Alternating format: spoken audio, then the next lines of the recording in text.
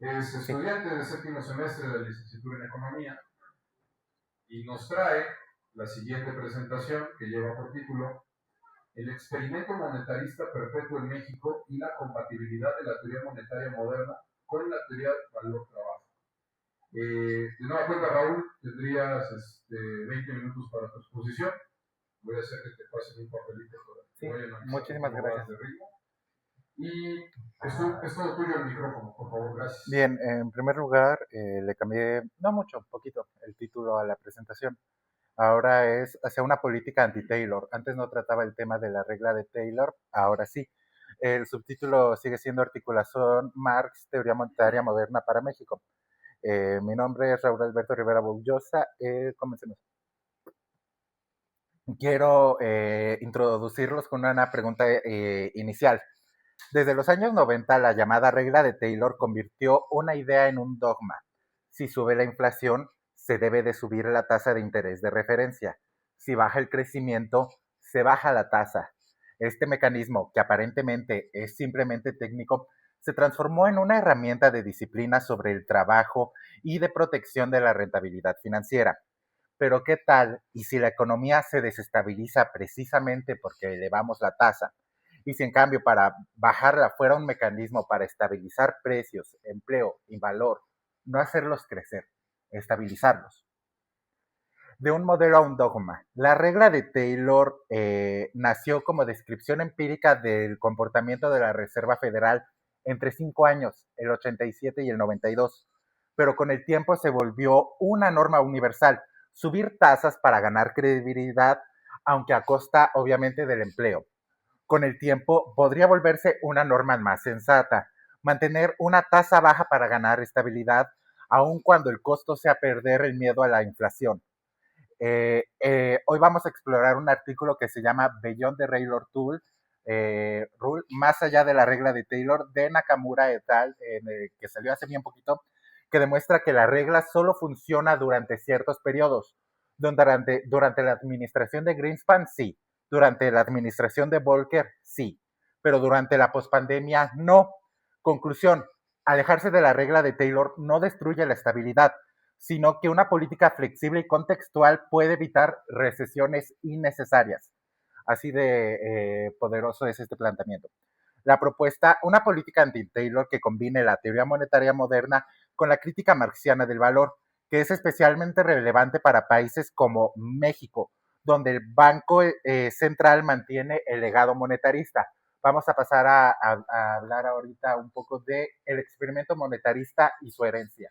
El origen del dogma fue el experimento monetarista de Paul Volcker entre 1979 a 1982, cuando la Fed intentó controlar los agregados monetarios, creyéndose el cuento totalmente de la escuela monetarista. Fue un total fracaso técnico, pero sin embargo fue un éxito ideológico, porque consolidó el régimen de tasas altas como un instrumento de control social. En América Latina, esta ortodoxia generó crisis de deuda, que lo tenemos muy presente en el 94, y la independencia masiva de los bancos centrales. Pues si Estados Unidos ya lo hizo, nosotros le copiamos, ¿verdad? En México culminó con la autonomía de Banxico en el 93 y su mandato único, la estabilidad de precios. ¿Qué tenemos como resultado?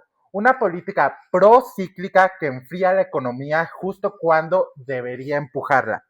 Además, cada vez más propuestas de una expansión cuantitativa que se están escuchando, que ya se realizaron en Europa, que se están escuchando en Estados Unidos y que se están escuchando en México, perdón, que se identifica incorrectamente con la teoría monetaria moderna. Es por eso que tenemos que explicar qué es la teoría monetaria moderna.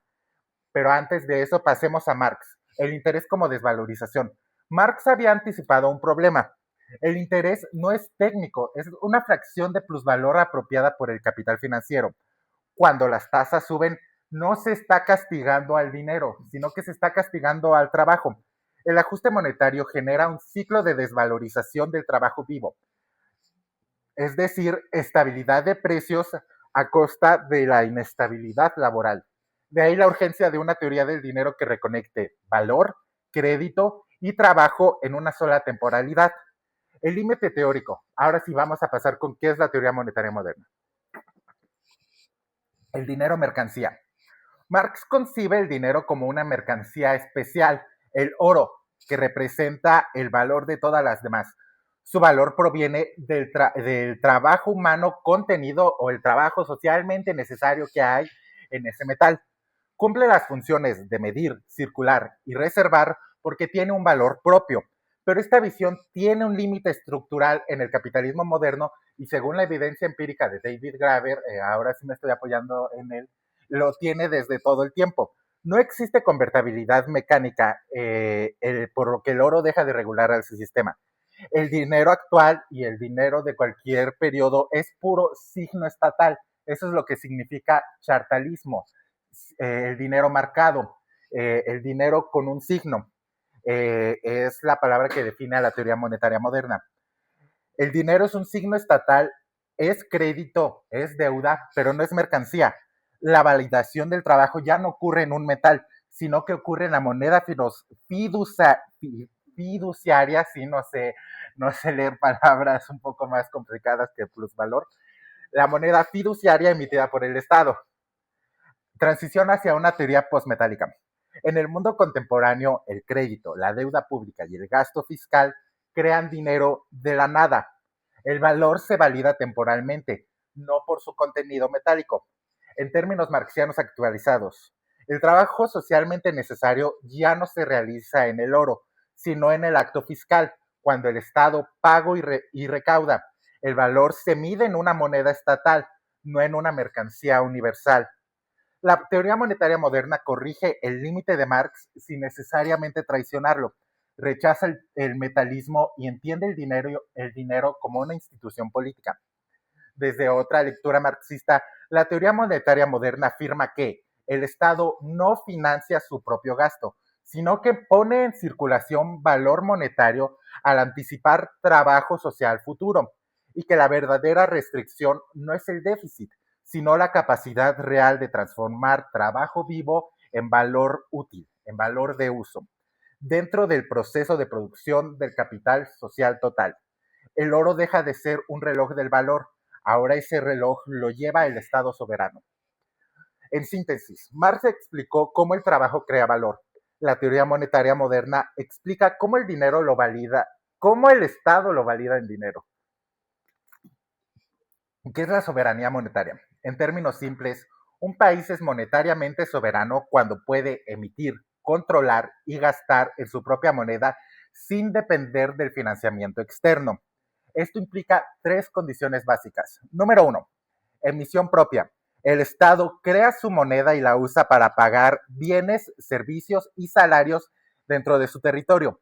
En ejemplo, México emite pesos, España en cambio usa un euro, que es una moneda que no controla.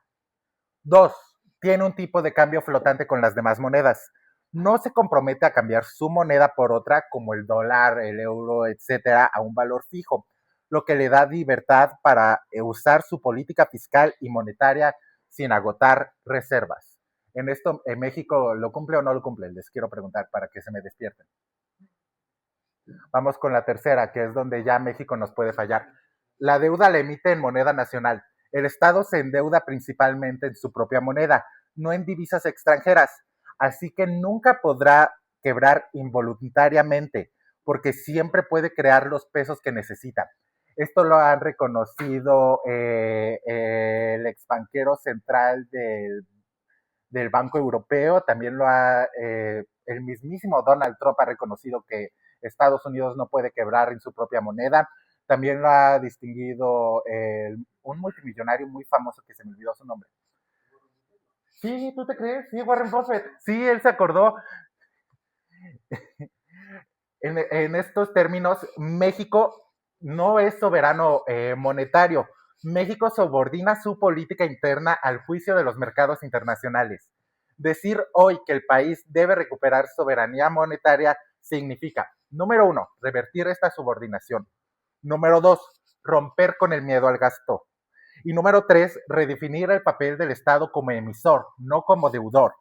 Esto es radical porque cuestiona la arquitectura institucional del Banco de México, la regla del Taylor y el mito de que no hay dinero para gastar en políticas públicas de izquierda. ¿Por qué tiene sentido? Keltron y Wade, dos de los impulsores principales de la teoría monetaria moderna, defienden la soberanía monetaria como emancipación económica cuando dicen: el límite del gasto público no es el dinero, sino la capacidad productiva. La tasa de interés no es una ley natural, sino una decisión política. El límite del gasto es real, no financiero. Depende de la capacidad productiva de los estados. Stuart Medina, la pieza que le faltaba a Marx. Stuart Medina amplía esta visión en una respuesta que le hizo a Michael Roberts. Afirma que la teoría monetaria moderna no es capitalismo ni simple política, sino una teoría institucional del dinero que explica cómo el Estado y el sistema bancario validan el trabajo socialmente necesario. El dinero, dice Medina, no nació del trueque, sino del crédito organizado por el poder político.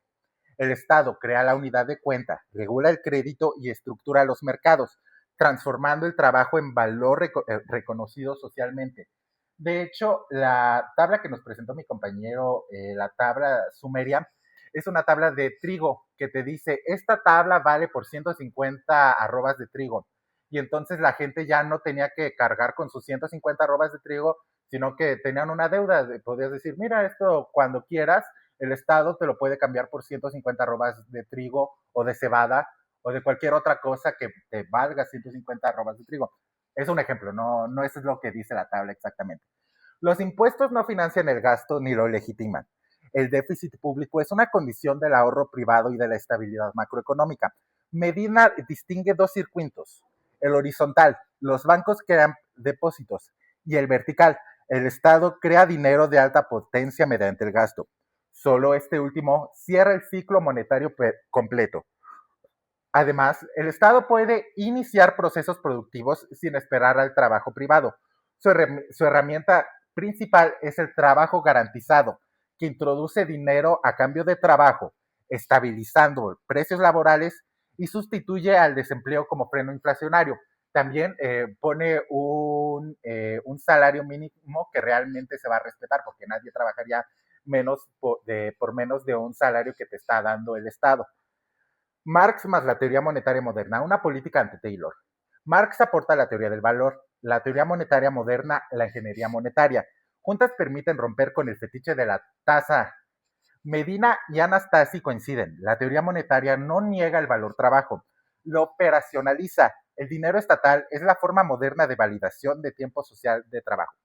Una política anti-Taylor busca sincronizar los relojes del valor, del crédito y del Estado. Si quieren saber más, voy a subir a YouTube mi presentación de ayer para que vean de qué son estos tres relojes. El pleno empleo como ancla nominal real, una tasa baja y estable, el gasto ajustado al empleo y a la capacidad real. El crédito público se deberá de dirigir a sectores estratégicos, energía, alimentos y transporte. La estabilidad se logra desde la producción, no desde la contracción. México y la evidencia reciente, porque muy bonitas palabras, pero aquí no les estoy dando datos. Entre 2021 y 2022, México reprodujo un patrón Taylor. Banxico aumentó las tasas más de 3 puntos frente a la inflación de oferta. Resultado, un crédito caro, con una inversión frenada y un empleo estancado. Brasil y Chile endurecieron aún más sus políticas, mientras Japón, con una tasa cero, contuvo la inflación sin destruir la demanda. La regla de Taylor no aplica en un mundo deflacionario, pero vamos a verlo bien. Quiero que observen esta tabla. La regla de 45 grados, no sé si es exactamente 45 grados, indica una regla que se sigue perfectamente una regla de Taylor. ¿Quién está ahí? México. México, es hasta, tú te lo dices que pero vamos a repasarla poco a poquito. Aquí tiene mi fuente hasta el bajo, es el mismo trabajo de más allá de la regla de Taylor. ¿Quiénes subieron tasas más de lo que el modelo de Taylor sugeriría según la inflación estructural? Porque eso es algo que se puede hacer, se puede sobrecumplir la regla de Taylor. Entre esas está Brasil, Chile, Chequia y Perú. ¿Por qué motivo? Porque los bancos centrales con una alta memoria inflacionaria, que quieren decir que están bajo el paradigma monetarista perpetuo, o porque quieren defender su credibilidad. quienes corresponden conforme al modelo, o sea, exactamente 0.5 de tasas por cada punto de inflación extra. Entre esos países está México, Polonia, Islandia, Suiza y Tailandia. Los motivos son bancos a los que ya se les cree con una estructura técnica sólida, quienes reaccionan menos de lo esperado porque priorizan crecimiento o estabilidad. Sudáfrica, Indonesia, Rumania, Macedonia del Norte. Motivo, les preocupa el crecimiento, están endeudados o tienen una presión social, por lo que su banco central es menos independiente. Y luego, como les digo, en un régimen de política no convencional, Japón está, ¿por qué motivo? Un entorno deflacionario crónico. La regla de Taylor no tiene sentido operativo. El cumplimiento de la regla de Taylor no es uniforme, forma un gradiente global de ortodoxia monetaria. América Latina, Brasil, Chile, Perú y México aparecen en el extremo más tayloriano o sobre tayloriano, mientras que Asia y Europa Oriental, como Rusia y China, se ubican en el menos tayloriano, privilegiando estabilidad o crecimiento. Japón queda fuera del mapa, una vez más se los digo. El paradigma tayloriano no vive en terreno deflacionario. Conclusión, en México la memoria inflacionaria de los 80 aún domina. El miedo monetarista sigue guiando nuestras decisiones. Ahora sí, una política para México, de la regla de Taylor al circuito fiscal monetario. La estabilidad no se impondrá vía encarecimiento del crédito, sino mediante inversión sectorial planificada, aumentos de productividad reales y no financieros, planificación energética, asegurar un costo base estable en energía y transporte, un crédito productivo estatal, canalizar liquidez a rama con efecto multiplicador alto. En este marco, la inflación deja de ser un síntoma de exceso de gasto y se interpreta como un desequilibrio de la estructura productiva y energética. Reintegrar a Banjico y Hacienda en un circo. Ahora sí. Nuestras recomendaciones son 3. Número 1. Reintegrar Banjico y Hacienda en un circuito fiscal monetario único. Actualmente la regla de Taylor separa al gasto público y a la tasa de interés, suponiendo que Banjico debe subir o bajar las tasas según la inflación, sin una coordinación real con Hacienda. La primera transformación rompe con este paradigma. La estabilidad no proviene del costo del dinero, sino de la coherencia entre emisión monetaria, gasto público y producción real. Banjico no reaccionaría ex post subiendo tasas, sino que actuaría ex ante junto a la Hacienda para sincronizar la creación de pesos con la producción y el empleo, evitando los desequilibrios que la regla de Taylor asume como inevitables. Se sustituye la tasa de política como variable de control por un flujo fiscal monetario planificado. Número 2, recomendación. Mantener la tasa base entre el 0 y el 2% que la teoría monetaria moderna dice que debe de ser la tasa natural de interés, más como una recomendación que como una verdadera tasa natural, porque sabemos que la tasa natural no existe. Y trasladar la respuesta anticíclica al gasto público. En lugar de seguir un termómetro Taylor, como se está siguiendo, subir la tasa cuando sube la inflación, el régimen propuesto mantendrá una tasa baja estable como ancla nominal. Las variaciones anticíclicas de crisis, desempleo y choques externos se absorberían mediante el presupuesto público y no a través del costo del dinero. Esto significa menor dependencia de las expectativas del mercado financiero. Es demasiado volátil. Mayor capacidad del Estado para sostener la demanda agregada sin provocar una recesión. Y una curva de rendimiento plana, donde la estabilidad de la tasa corta favorece inversión productiva de largo plazo. Taylor media equilibrio por inflación. Aquí se mide por estabilidad real y capacidad productiva. Y recomendación número 3, ya estamos por acabar, ya sé que se me debe de estar acabando el tiempo. Un programa nacional de empleo garantizado, financiado en pesos, es la más radical de nuestras propuestas, porque introduce un ancla laboral y real que sustituye al ancla monetaria Taylor. El programa de empleo garantizado actuaría como un estabilizador automático. En recesión, el gasto público absorbe desempleo, lo que aumenta la masa salarial. En expansión, el programa se contrae naturalmente, menos beneficiarios. Con ello, el nivel de precios se regula desde la base del mercado de trabajo, no desde los tipos de interés. el precio del dinero deja de disciplinar al empleo, el empleo garantiza la estabilidad de los precios y el valor del peso se ancla en el trabajo socialmente necesario y no en una tasa de referencia.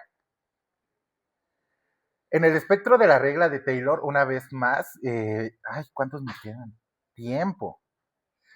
Termino con esto. Hacia una política anti-Taylor significa en esencia reconectar el dinero con el trabajo, la soberanía con la producción y la estabilidad con el bienestar colectivo.